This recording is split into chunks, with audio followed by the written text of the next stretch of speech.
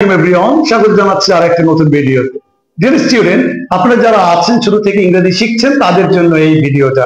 অনেকেই আছেন যারা বিগিনার ইংরেজি শেখার চেষ্টা করছেন, তাদের অন্যতম একটা প্রধান এবং প্রথম প্রতিবন্ধকতা হলো যে আমরা কখন ভার্বের শেষে এস অথবা ইয়ের যোগ করব সেই রুলটা ভালো করে আমরা জানি না।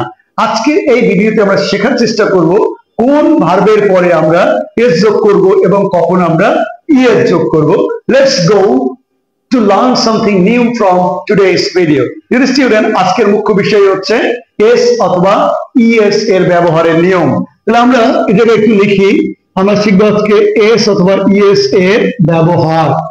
তাহলে আমরা একটু বলে রাখি, আমরা জানি যে থার্ড পারসন সিঙ্গুলার নাম্বারের পরে ভার্বের শেষে এস বা ইয়ের যোগ হয়।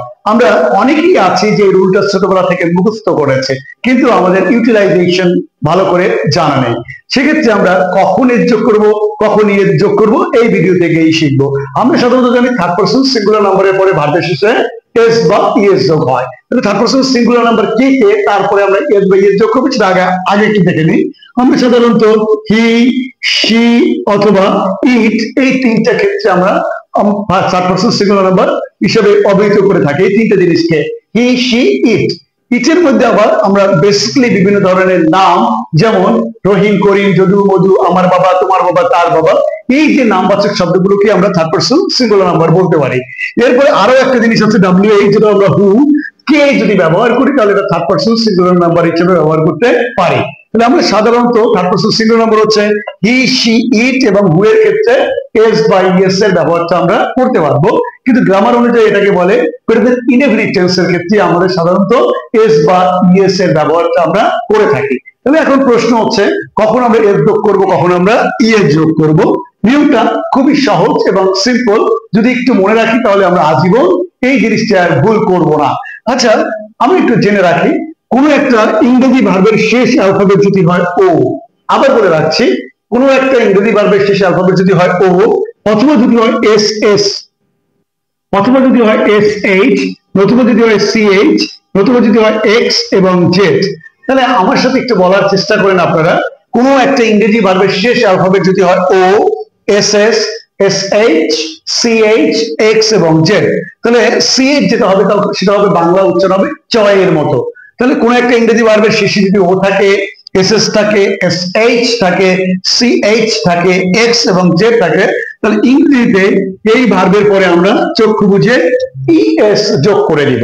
আর অন্যথায় আর এগুলো যদি না থাকে তাহলে আমরা যোগ করবো শুধুমাত্র এস।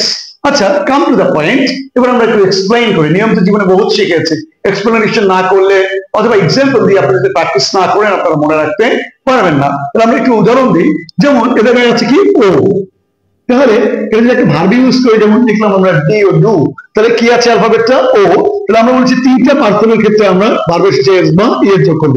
একটা হচ্ছে হি, শি এবং ইট। ইটের পরিবর্তে আমরা বলেছি কি যে কোনো নামবাচক শব্দ বসাতে পারবো, যেমন এই জায়গায় বসালাম আমরা রহিম এবং করিম। আচ্ছা, এবার যদি বলি সে করে, ইংরেজি হচ্ছে কি হি, আর যেহেতু ডু আছে এই জায়গায় ও আছে, তাহলে এটার সাথে আমরা একটা ইয়ের যোগ করে দিতে হবে, তাহলে কি হবে ডাস। তাহলে সে করে ইংরেজি কি হবে হি ডাস, সে করে ইংরেজি কি হবে শি ডাস, রহিম করে ইংরেজি হবে রহিম ডাস, করিম করে ইংরেজি হবে করিম ডাস, আর আমার বাবা করে ইংরেজি হবে মাই ফাদার ডাস, আর আমার মা করে ইংরেজি হবে মাই মাদার ডাস, তোমার মা করে ইংরেজি হবে ইউর মাদার ডাস। তাহলে সে করে ইংরেজি হবে কি হি ডাস। আমি এই ভার্বটা একটু চেঞ্জ করে দিই কষ্ট করে, এই দুটাকে যদি আমি একটু কনভার্ট করে আরেকটা যদি সে ভার্বে ইনক্লুড করে দিই, যেমন গো, তাহলে এটার শেষে ডিয়ার অডিয়েন্স বা ভিউয়ার্স এটাকে কি আছে ও আছে, তাহলে এরপরে আমাদের কি যোগ করতে হবে একটা ইয়ের যোগ করতে হবে, তাহলে গোটা কি হয়ে যাবে গোস। তাহলে আমি বাজারে যাই ইংরেজি হবে আই গো টু মার্কেট, তুমি বাজারে যাও ইউ গো টু মার্কেট, আর যদি থার্ড পারসন সিঙ্গুলার নাম্বার বলি সে বাজারে যায় ইংরেজি হবে হি গোস টু মার্কেট, সে বাজারে যায় শি গোস টু মার্কেট, আর আমার বাবা বাজারে যায় ইংরেজি হবে my father goes to market. তাহলে ও থাকলে আমরা ভার্বের শেষে কি যোগ করবো ইয়েস। পরেরটা আছে কি দেখেন, কোন একটা ইংরেজি ভার্বের শেষে যদি থাকে এস এস, তাহলে আমি যদি এটাকে বলি M I double S miss, M I double S miss, তাহলে এটাকে কি আছে বলুন তো এস এস আছে, এরপরে আমরা থার্ড পারসন সিঙ্গুলার নাম্বারে কি যোগ করবো আমরা ইএস যোগ করবো, যেমন he misses, she misses, Rahim misses, আর বিরাট কোহলি মিসেস। তাহলে আমরা মিস মানে বাদ দেওয়া, তাহলে he misses, I miss a class, you miss a class, আর হি মিসেস আ ক্লাস, সে একটা ক্লাস মিস করে। ব্যাপারটা কি ক্লিয়ার, বুঝতে পেরেছি? তাহলে কোন একটা ইংরেজি ভার্বের শেষে যদি এসএস ও থাকে তারপর আমরা কি যোগ করব, ইএস যোগ করব। এরপরে আছে কোন একটা ইংরেজি ভার্বের শেষে যদি এসএইচ থাকে তাহলে আমরা ভার্বের শেষে ইএস যোগ করব।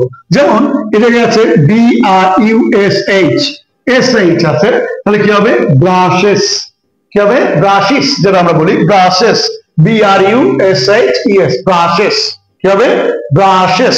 তারপরে আছে কোন একটা ইংরেজি ভার্বের শেষে যদি সিএইচ, যেমন এটাকে যদি আমরা বলি সিএইচ, টি ই এ সিএইচ, যেটা আমরা এখন শিখাচ্ছি আপনাদের, তাহলে আমরা টিচ দিয়েই বলি, টিচ হবে না, উচ্চারণ হবে টিচ, সিএইচ আছে, তাহলে টি ই এ সিএইচ, তাহলে আমি শিক্ষাটা ইংরেজি হবে আই টিচ, তুমি শিক্ষাটা ইংরেজি হবে ইউ টিচ, আর সেই শিক্ষাটা ইংরেজি হবে he teaches, he teaches English, Rajiv sir teaches us English, তাহলে সিএইচ থাকবে কি হবে ইএস। আবার আরেকটা আছে যদি আমরা বলি টিওইউসিএইচ, আমরা বলি টাচ, তাহলে সিএইচ আছে, এরপরে আমরা যোগ করবো কি ইএস, টাচ হয়ে যাবে কি টাচিস, কি হয়ে যাবে টাচিস। আরেকটা আছে এক্স, যেমন এটাকে যদি আমরা উদাহরণ হিসেবে লিখি mix, M I X, mix, তাহলে এক্স আছে, এর একটা ভার্ব মিশ্রিত করা বা মেশানো, তাহলে এরপরে আমরা কি যোগ করবো ইএস যোগ করবো, মিক্স হয়ে যাবে কি মিক্সেস বা মিক্সিস, মিক্স হয়ে যাবে কি মিক্সিস।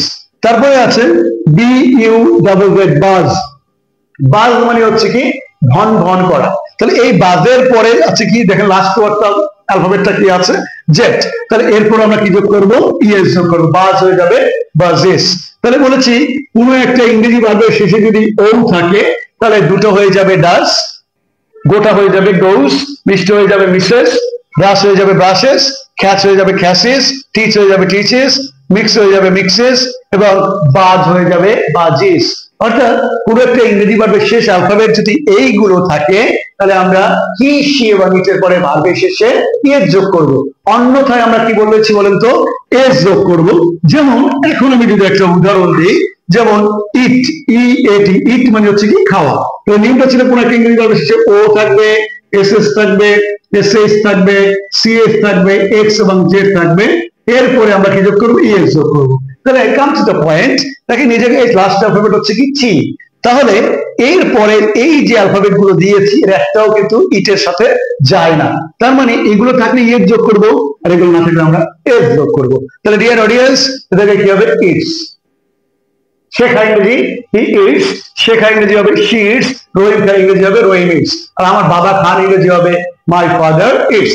আরেকটা উদাহরণ দিই, যেমন এটা আছে এল ই এ আর এন, লার্ন, লার্ন মানে শেখা, তাহলে ডিয়ার অডিয়েন্স দেখেন এটার সাথে মিলাই আমরা এই জায়গায় কিন্তু এর নামে কোনো অ্যালফাবেট নয়, তার মানে এরপরে আমাদের যোগ করতে হবে কি এস, তাহলে আমি শিখি ইংরেজি হচ্ছে আই লার্ন, তুমি শিখে ইউ লার্ন, আর সে শিখে ইংরেজি হবে হি লার্নস, আমি ইংরেজি শিখি I learn English, I learn English কার সাথে শিখি with Rajiv sir, I learn English with Rajiv sir. তাহলে নিয়ম এক নম্বর নিয়মটা যেটা আমরা আরেকটু রিভাইজ করি, কোন একটা ইংরেজি ভার্বের শেষে যদি থাকে O, S S, S H, C H, X এবং জেড, তাহলে আমরা ভার্বের শেষে যোগ করব ইএস, অন্যথায় যোগ করব কি এস।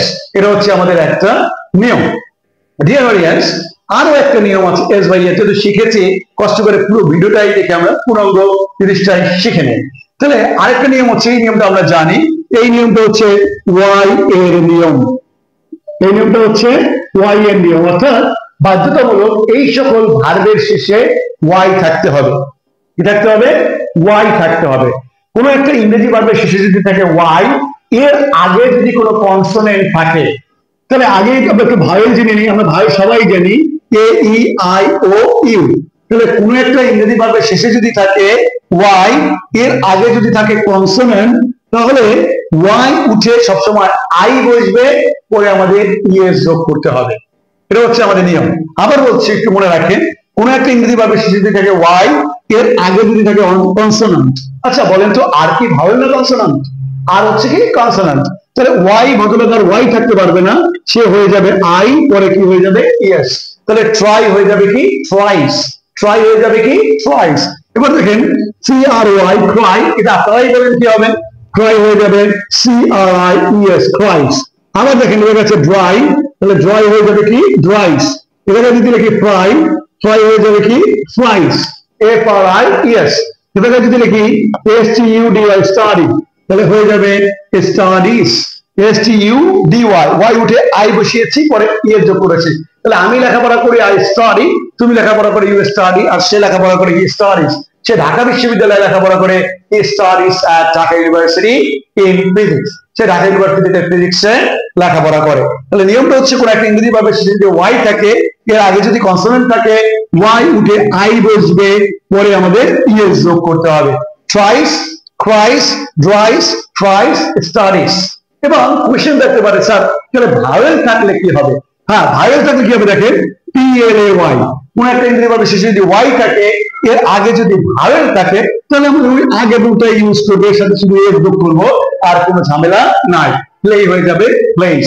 ডিয়ার অডিয়েন্স, আশা করি আজকের ক্লাসটা আপনাদের জন্য খুবই ইফেক্টিভ। বাসা প্র্যাকটিস করতে থাকেন, you will improve yourself, finally you can prove yourself as a bona fide speaker in English. That's all. Thank you very much and wish you for very good luck. Thank you. Assalamu alaikum.